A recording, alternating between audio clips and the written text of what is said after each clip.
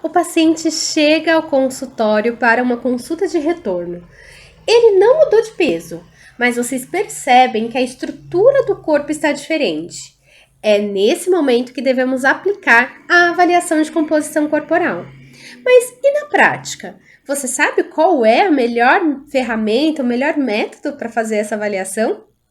Eu sou Natália, nutricionista e coordenadora do NutriTotal, e hoje eu vou compartilhar com você como eu faço a avaliação de composição corporal dos meus pacientes no consultório e na pesquisa. Vem comigo!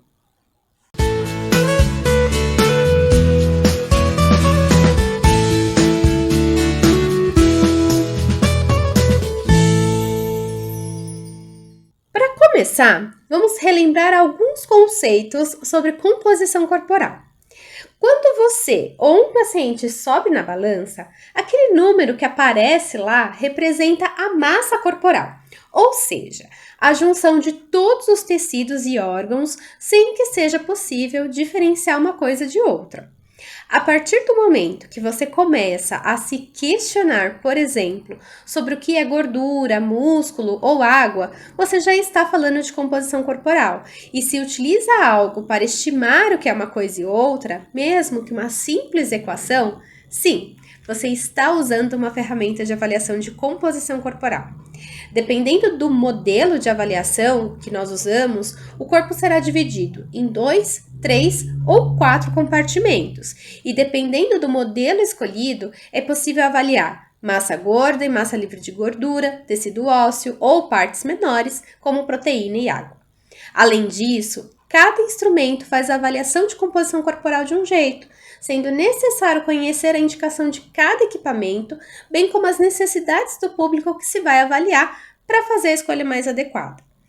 Você deve estar se perguntando, mas para que serve a avaliação de composição corporal, afinal? Bom, se você é de consultório, certamente já concluiu. Através dessa avaliação, você pode saber de fato se seu paciente emagreceu, se perdeu gordura corporal, se ganhou massa muscular. Mas nós precisamos ir além. Saindo do contexto de emagrecimento, há várias situações em que nós podemos considerar importante a identificação de gordura, massa muscular de uma pessoa. Pensando no paciente que está hospitalizado, passando por um longo período de internação, a perda de massa muscular pode comprometer sua recuperação, pode aumentar a dificuldade de locomoção, aumentar o tempo de internação e até reduzir a sua qualidade de vida ao aumentar o tempo para a recuperação da autonomia para as atividades de vida diária. E acreditem, apesar de bastante comum, nem sempre a perda de massa muscular está associada à perda de peso e desnutrição. Indivíduos idosos, por exemplo, podem ter peso normal e ainda assim pouca massa muscular, sendo classificados como sarcopênicos.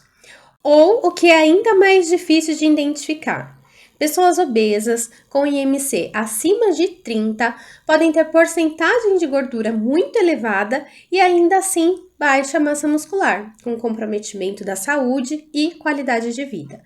Por isso, incluir na avaliação nutricional ferramentas de identificação de composição corporal é extremamente relevante.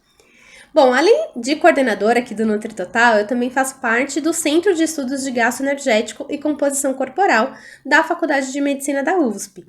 Lá, nós temos acesso a equipamentos de ponta para avaliação de composição corporal, que podem ser usados com diferentes populações, como a pletismografia, a bioimpedância e o DEXA.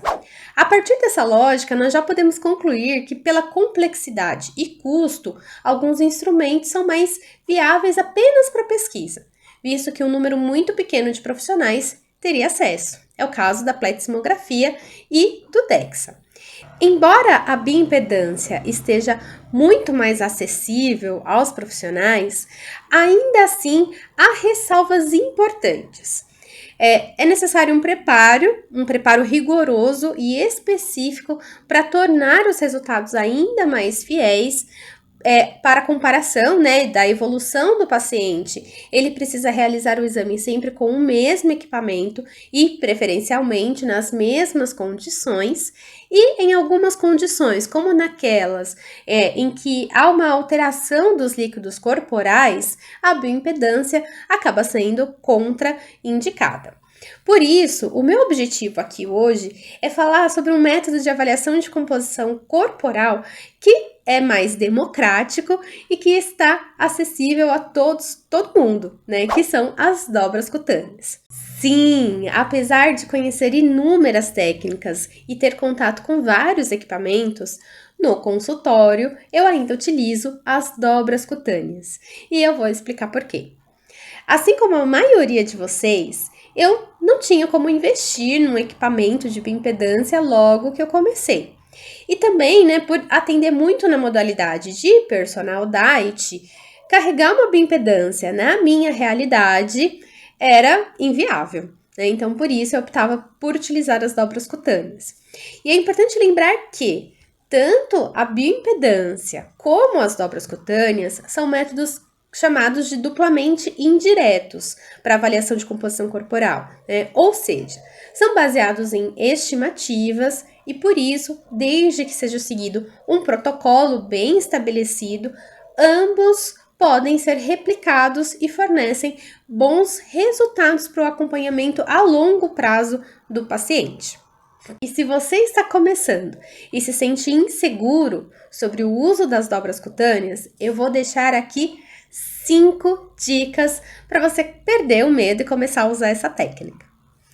Primeira dica: escolha um bom adipômetro. Se for para uso em consultório, pode ser um adipômetro clínico, e se você quiser medidas mais específicas, use o adipômetro científico. Mas independente do tipo, busque por marcas com certificação e garantia. E avalie também a possibilidade da empresa oferecer serviços de manutenção, né? Porque os adipômetros, eles precisam ser calibrados de tempos em tempos. Então, você vai precisar do contato dessas empresas. Segunda dica: treine. Nós melhoramos, né? Nós ficamos melhores a cada nova avaliação. Então, veja imagens, leia, assista vídeos, né, sobre os pontos anatômicos para as dobras cutâneas, mas também chame a mãe, o pai, o irmão, o namorado, o parente que veio almoçar no domingo e treine todos os pontos e pegas. Assim que você vai ficar bom na avaliação de dobra cutânea. Minha terceira dica: conheça os protocolos validados para o cálculo da porcentagem de gordura da sua população-alvo. A partir das medidas das dobras cutâneas, nós podemos usar fórmulas que vão calcular primeiro a densidade corporal e depois a porcentagem de gordura. Essas equações, elas devem ser próprias para o público com o qual nós estamos trabalhando. Por exemplo, eu nunca posso utilizar uma fórmula de porcentagem de gordura desenvolvida para esportistas na avaliação de um paciente acamado, por exemplo, né? São populações diferentes. Minha quarta dica: compare sempre o paciente com ele mesmo. Sim, é legal comparar o paciente, a porcentagem de gordura do paciente com os referenciais teóricos, mas o mais legal não é falar para o paciente que ele está acima ou abaixo de um padrão, mas sim, a cada consulta, mostrar a sua evolução comparando os dados da consulta atual com os dados da consulta anterior. E a minha quinta e última dica é: combine a avaliação de dobras cutâneas com outros parâmetros, como peso e circunferências. Essas outras variáveis confirmarão impressões obtidas pelas dobras cutâneas. Por exemplo, o paciente manteve o peso, mas teve uma redução de todas as dobras cutâneas e circunferências. Então, pode ser um sinal de que ele realmente perdeu gordura corporal. Acredite! Com um equipamento simples e muito mais acessível a todos os profissionais e serviços, através de treinamento e seguindo protocolos específicos, as dobras cutâneas podem ser muito eficazes na avaliação de composição corporal do seu paciente. É só perder o medo e começar a realizar. E para acabar de vez com a sua insegurança, aqui no NutriTotal Pro, nós disponibilizamos um guia com as posições anatômicas das dobras cutâneas, orientações para a realização das medidas e as principais equações utilizadas para o cálculo, né, da densidade corporal e porcentagem de gordura. O link está na descrição desse vídeo e você deve aproveitar e compartilhar com os seus amigos esse material, né? E olha, fique de olho também nos nossos próximos conteúdos. Um abraço e até mais!